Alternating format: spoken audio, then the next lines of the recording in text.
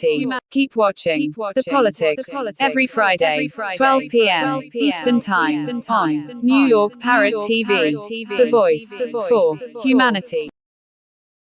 Good afternoon. This first Friday in January, I am your host of Talking Politics, Robert Press. As you can see by my official press card, I write for the Bronx Chronicle. I also write for the Co-op City News and the Parkchester Times. The latter, like this show, are part of Muslim media.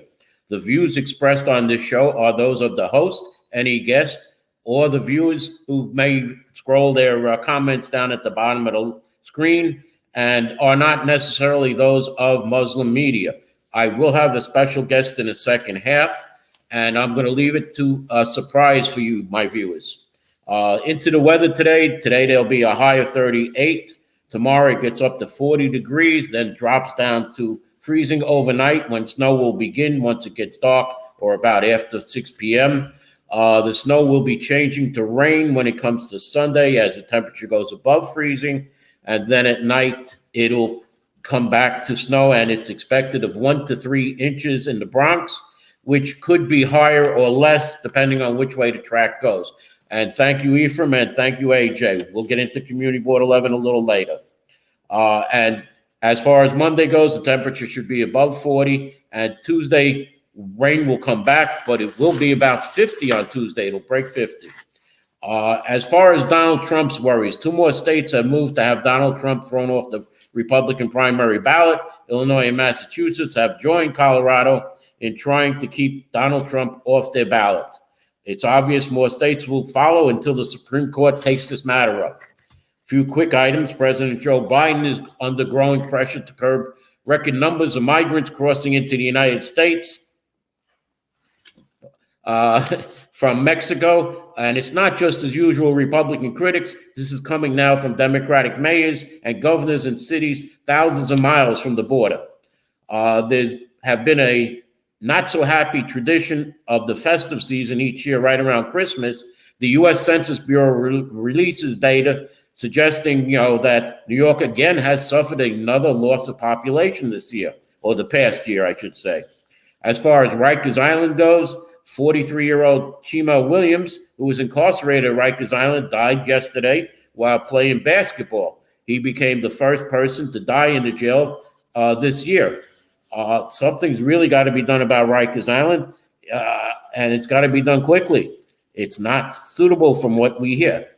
And Louis Molina, the former commissioner of the Department of Correction, City Hall has yet to publicly define his new role as Assistant Deputy Mayor for Public Safety, a position the mayor's office says falls directly under the management of the Deputy Mayor for Public Safety, Philip Banks. Now, if you were around Tuesday, you lived in, say, Astoria, Queens, or Roosevelt Island, the people there got a shaky start to the first workday of the new year on Tuesday. United States Geological Survey monitors earthquake activity, confirmed that a 1.7 magnitude quake rattled Astoria, Queens, and surrounding areas around 5:45 a.m. Tuesday morning. In this case, it was an earthquake that shook the buildings, and because people in this area of New York are not used to earthquakes, they don't know what it is or was, said Jessica Turner, a geophysics at the USGS. While a 1.7 magnitude earthquake is a tiny earthquake, according to Turner, she noted that some residents may have felt more pronounced shaking because they live in high-rise buildings directly on top of where the quake started. The upper floors may have felt it more than the people on the bottom floor, she said. Those closest to the activity may have experienced more of a boom, Turner said, leading to initial reports of an explosion in a building at 580 Main Street on Roosevelt Island. The New York City Emergency Management Department posted an alert on X or Twitter, whichever we want to call it, right after 7:30 a.m., warning of road closures, mass transit disruptions, and emergency personnel near Roosevelt Island. No injuries were reported, and FDNY units investigated the cause of the suspected blast along with personnel from Con Ed. Con Ed found no damage, no outages, and no explosions connected with the occurrence. The state legislature has gone back to Albany. It's a 61-day legislative session. They go report to the Capitol. They're part-time. So for these 6 months, they stretch out the days in the 2024 session. They scheduled to work out of the Capitol for an equivalent of only 2 months or 61 days. Despite the recent increased salaries of $142,000, the New York State Legislature is considered part-timers. The state constitution also does not specify how many days legislators are required to meet to do the people's work. That means working days fall under the purview of the legislative leaders, who have long kept session days to half the year and to a limited number of days within that half. In the past several years, they have kept the number of total days to roughly around 60. In essence, what that means is mostly on Thursday and Fridays, nobody is up in Albany unless they're just cleaning out some paperwork. In this last year, the state legislature approved just under 900 bills in the course of the 6 months. But in 1969 is a record that 1,500 pieces of legislature were passed by the state legislature in a much shorter time. They decided to condense those days into shorter time frame to accommodate the state office primaries that have been moved from September to June. So they want to get out of Albany as quick as they can, which would be June 3rd for the end of the month primary. Speaking of the state legislature, Assembly Member LaToya Joyner has announced her resignation as effective January 8th.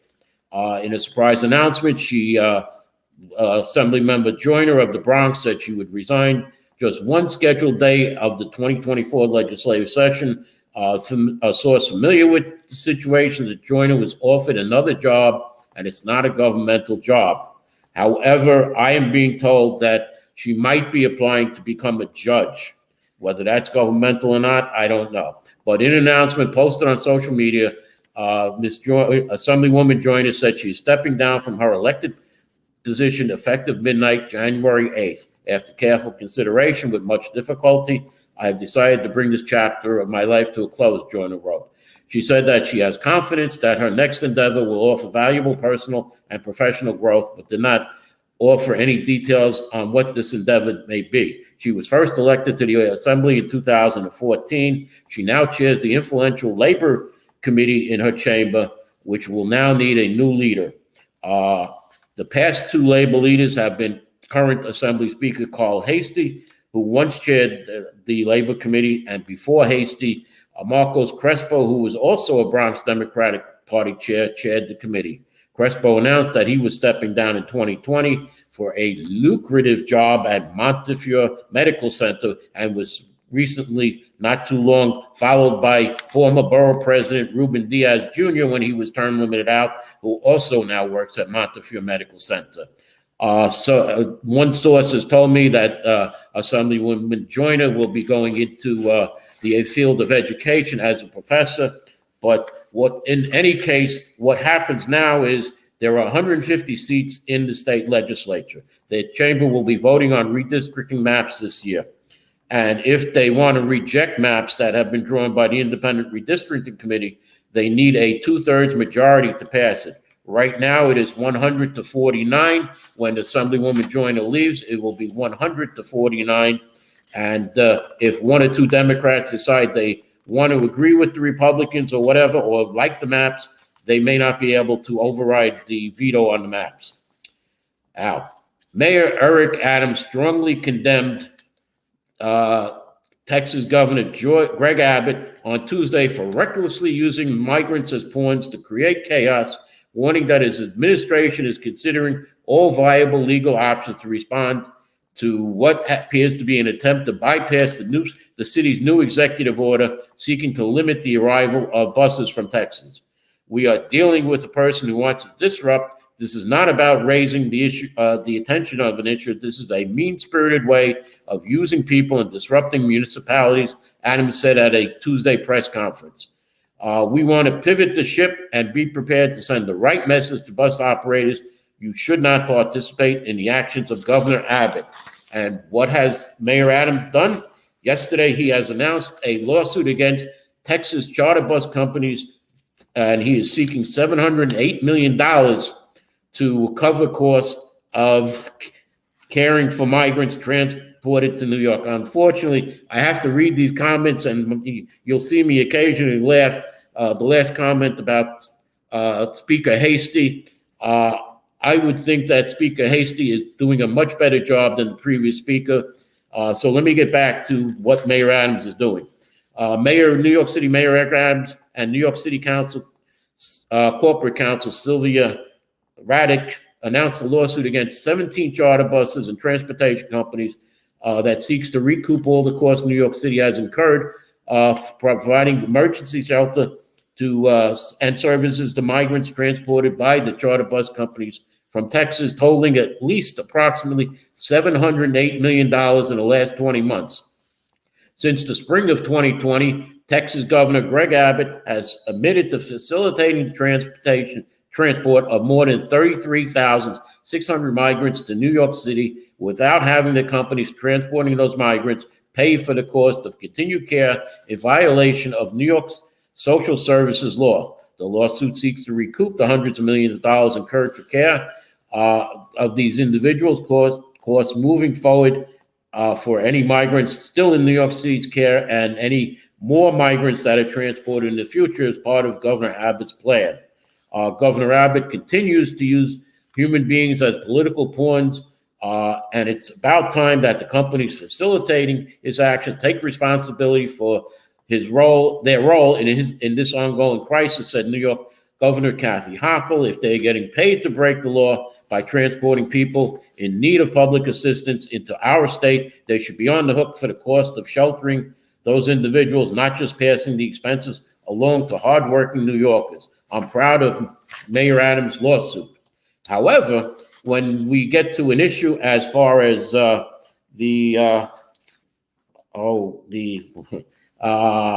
let me just go. There's debate over a controversial police transparency bill passed by the city council late last year, turned personal on Wednesday as Mayor Eric Adams and members of the administration accused public advocate Jumaane Williams, who sponsored the How Many Stops Act, of burdening police with requiring them to document more interactions with the public. Williams, in turn, accused the mayor of intentionally misleading New Yorkers about the bill, comparing him to a child in the process.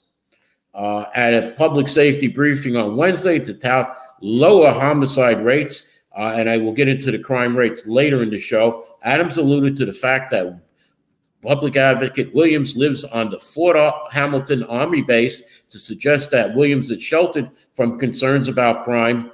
I find it astonishing that we have a public advocate who pushed for this police bill, Adams said in response to a reporter's question yesterday. He lives in a fort. He doesn't take the subway. So to be able to advocate to erode the ability of police to do their protection of the people when you have an entire army protecting your family and you drive around with police protection.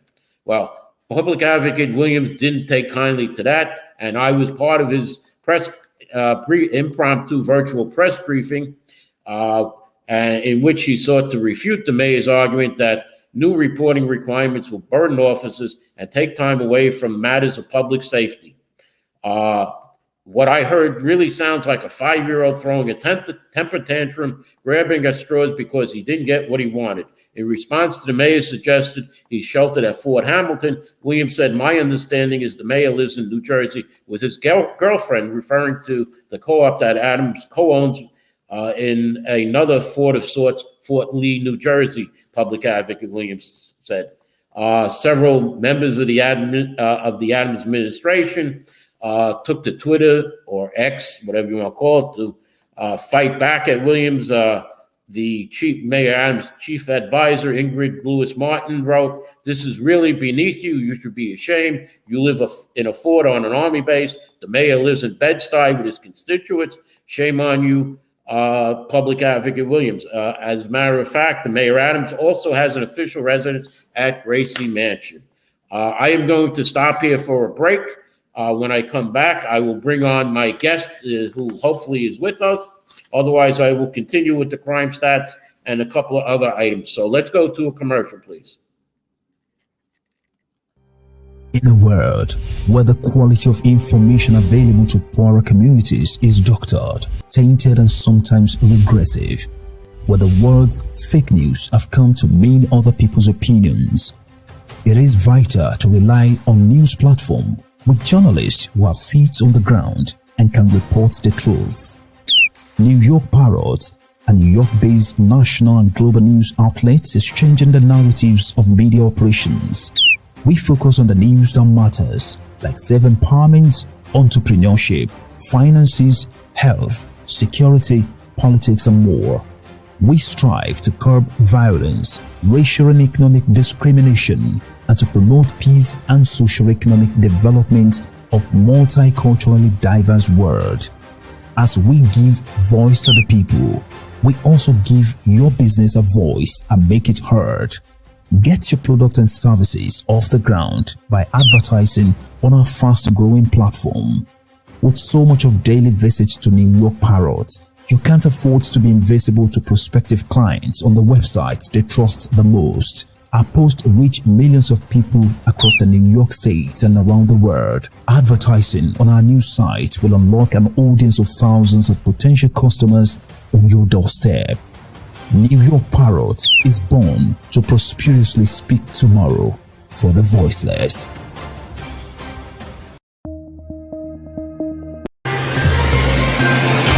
Do you know that there is a publishing company that wants to make life easier for you as a writer? This publishing company is called World Inkers Printing and Publishing. We publish in all different languages, and we're looking for writers of all genres, all formats. We're looking for scholars, ghostwriters, playwrights, poets, short fiction, novelists, you name it. We're looking for anybody who is interested in writing and the craft of writing to be in touch with us. You can reach us at info.worldinkers@gmail.com. With World Inkers Printing and Publishing, you do not require a lot of money to publish with us. Contact us today at info.worldinkers@gmail.com. Become a winner with other authors at World Inkers Printing and Publishing. Give us a shot. We will surely finish you. Okay, I understand that my guest is having a little trouble. I've given him my phone number to call me. He says he is watching, but I'll go into a little bit other items here. Speaker Adrian Adams has been reelected as council speaker unanimously. And the one good thing for the Bronx is that Keith Powers is out as the majority leader, and Bronx Councilwoman Amanda Farias is now the new majority leader in the council. So that is a plus for the Bronx. It's a position. Oh, wait a minute. I see my guest is coming on. I will have him by sound, I guess. Are you there, Mr. Dyer? Yes, Mr. Frost. Thank you very much for having me. Okay. Unfortunately, I cannot be with you in video. Okay. Unfortunately, he can only be in the sound. Now, it seems that on last week's, right after last week's show, I found out that Mr. Miguel Dyer was removed as a community board member of Community Board 11. It seems though he went through the ethics committee, which cleared him of several complaints that were lodged against him. And those complaints though occurred before Bronx Borough President Vanessa Gibson enacted her code of conduct. So, I mean, and I have the letter here from Bronx Borough President Gibson, which states that he broke the code of conduct in a what Mr. Dyer described as, it was a joke, but you really can't say something to a cannabis applicant that we get free samples. In the past, a board member has suggested when hearing a liquor license that they come in for free samples. So, I mean, do you want to say anything about this? Well, I will say that, selective editing is wonderful, but if you look maybe 10 seconds after I made that joke, I made it very clear to everyone at that meeting that it was in fact a joke. Contrary to popular belief, I do not even smoke marijuana. I do not eat edibles. I don't do any of those things. I was making, I have voted for every one of the cannabis licenses that came before the Economic Development Committee before, while I was on it. And so there should be no propriety, no, I'm sorry, no, there shouldn't be any instance where anybody thought that I was being more, favorable to them or not. For me, it was a public safety issue.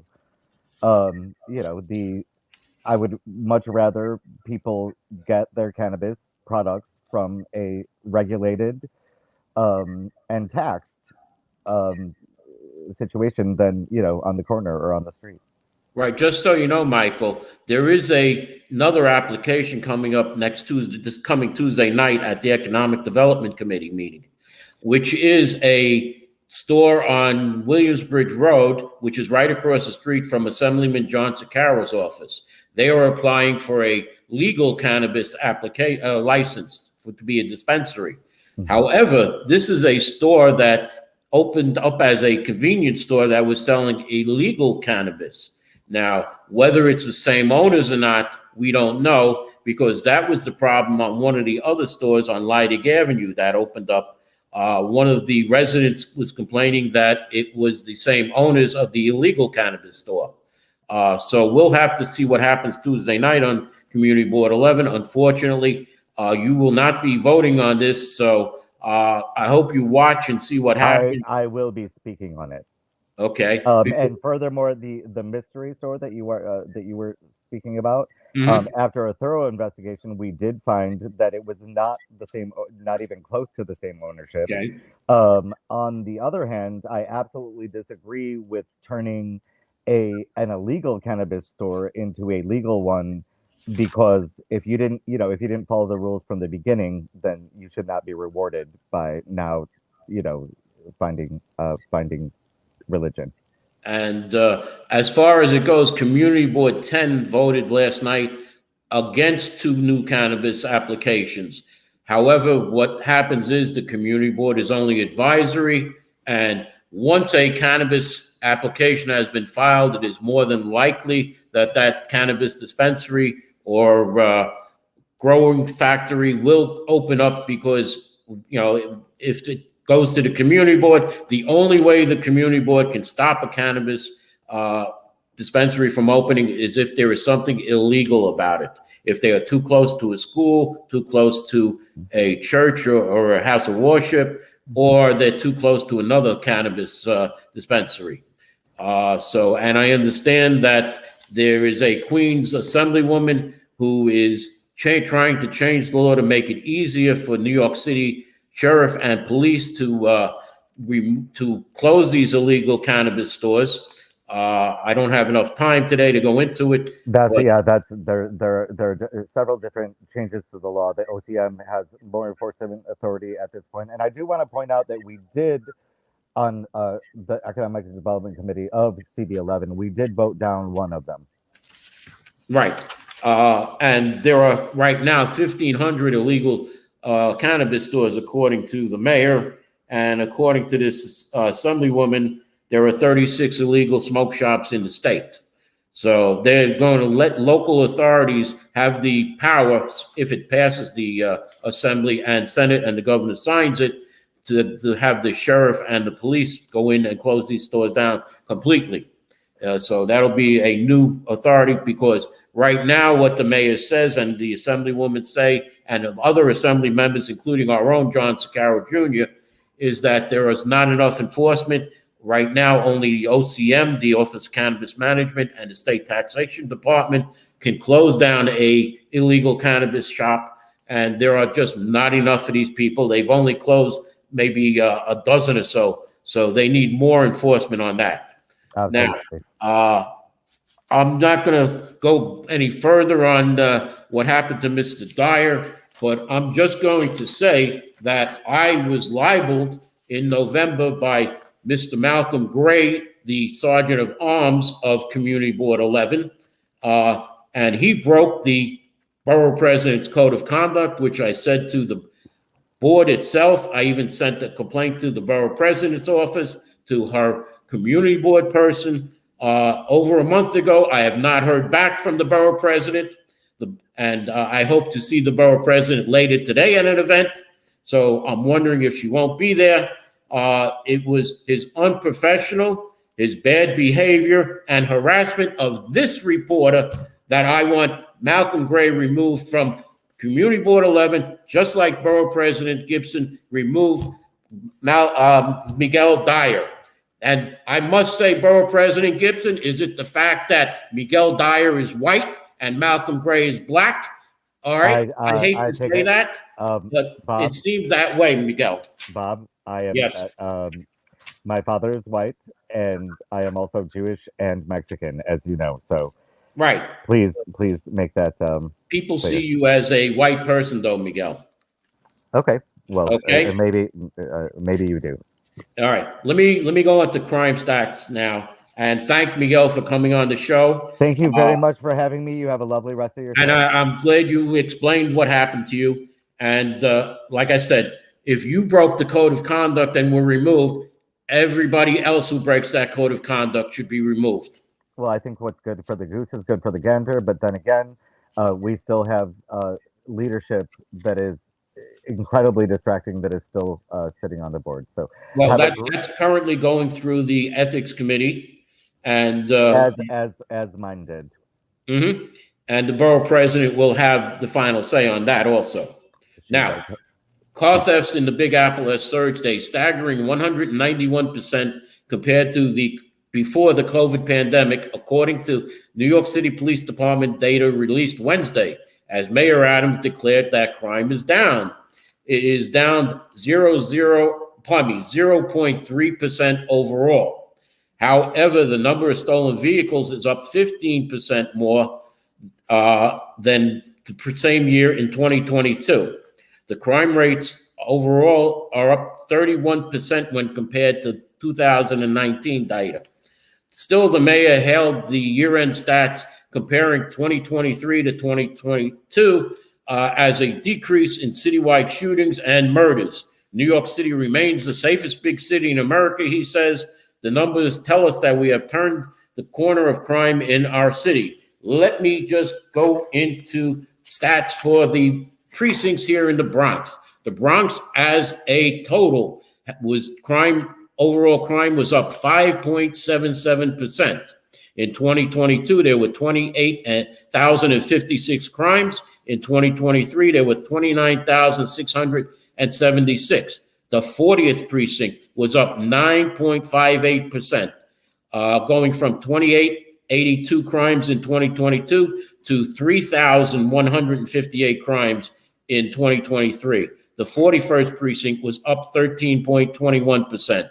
The 42nd precinct was up 2.1%.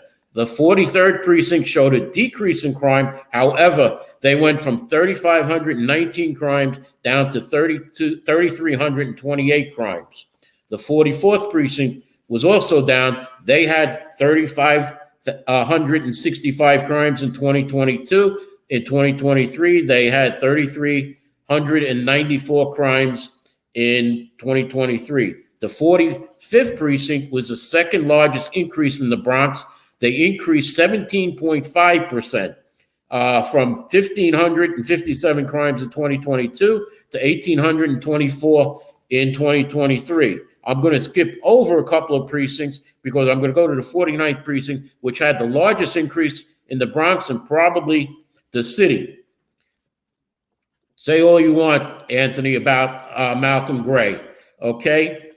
Hey, I'm right, Malcolm. I am. You should be kicked off of Community Board 11, just like Mr. Dyer was for breaking the borough president's code of conduct. Let me continue here.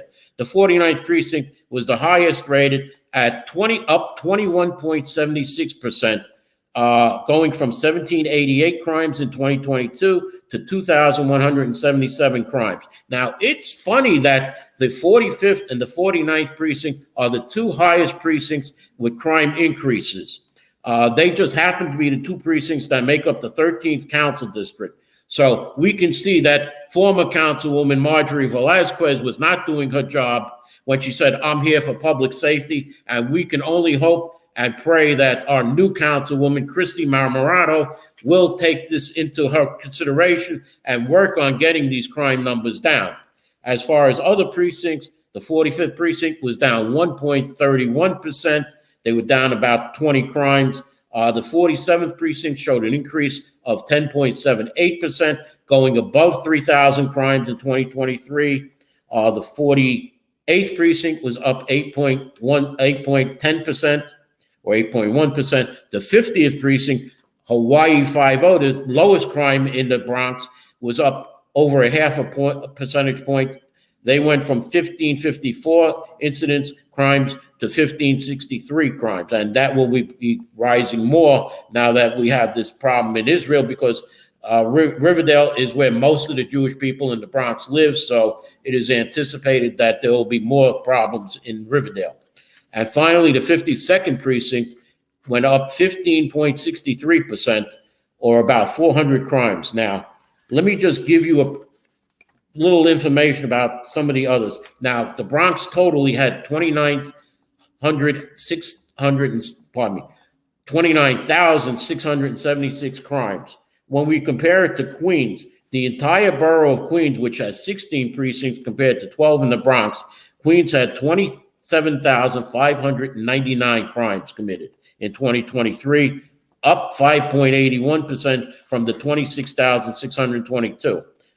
Brooklyn, which has 23 precincts, had 32,318 crimes in 2023, which was down 3.02% from the previous year. Manhattan, which has 22 total precincts, had a total of 33,498 crimes in 2023, which was down 2.1% from the previous year. Now, Staten Island, which just had a new precinct added a couple of years ago, was up 10.36%. For the total of Staten Island, they had 3,761 crimes in 2023, up from 3,408 in 2022. Gee, that's almost as much as just the 43rd precinct here in the Bronx. So you can compare the crime in Staten Island to the 43rd precinct. So what does that mean? They have 4 precincts, the 120th, which had 1,375 crimes last year, the 121st, which had 942 crimes, the 122nd, 911 crimes, and the 123rd, which was 533 crimes. In all, like I said, in Brooklyn, there are 23 police precincts to the 18 community boards. In Queens, there are 16 police precincts to the 14 community boards. Manhattan has 22 precincts to 12 community boards. Staten Island has 4 police precincts for 3 community boards, and the Bronx has 12 precincts to 12 community boards. Maybe we need a few more police precincts here in the Bronx, Mayor Adams, to get our crime down. And while I'm on the subject, I grew up in Far Rockaway, where there was about over 3,000 crimes, almost 4,000 crimes committed in the year 1990. This past year, in the 100th precinct in the Rockaways, there were 437 crimes for the entire year. That's a little more than 1 crime a day. In the 101st precinct, there were 713 crimes committed last year. Less than 2 crimes a day in the 2 so the 2 precincts together had 1,150 crimes. All right, that is crazy, Mayor Adams. Why are there 2 precincts with such little crime? These 2 precincts should be consolidated, and your police commissioner should be looking at other precincts in Queens and in Brooklyn and even in Manhattan, where there is so little crime that you have people sitting in a station house when they should be out in the street fighting crime. So, Mayor Adams, you need to have your police commissioner look at your manpower sitting in station houses doing nothing, and precincts where there are 1 or 2 crimes a day being committed. So I'm going to end this show here and say that, Mayor Adams, we need more police precincts, more police in the Bronx, and it shows by the statistics how our crime is so high in the Bronx, and you claim it's so low citywide. The city may be the safest city in the world, as former Mayor de Blasio said, and my Facebook page 100% has Mayor de Blasio with former Police Commissioner Shea on it with the tag "Safest Big City" in front of it. Come to the Bronx, Mayor Adams, and spend a week in the Bronx. Spend a week in some of these housing projects, okay, throughout the Bronx. And let's see how safe you are. Come alone and don't take police like you say Jumaane Williams goes around with a police detail. So, again, I'm going to close and thank my viewers. Thank Mr. Dyer for coming on and say, Mayor Adams, spend a week alone in the Bronx for 24 hours a day, 7 days a week, and let's see how you take it. Okay? Thank you for watching, and have a good day. And be careful. We have snow coming on Saturday night into Sunday. Thank you for watching.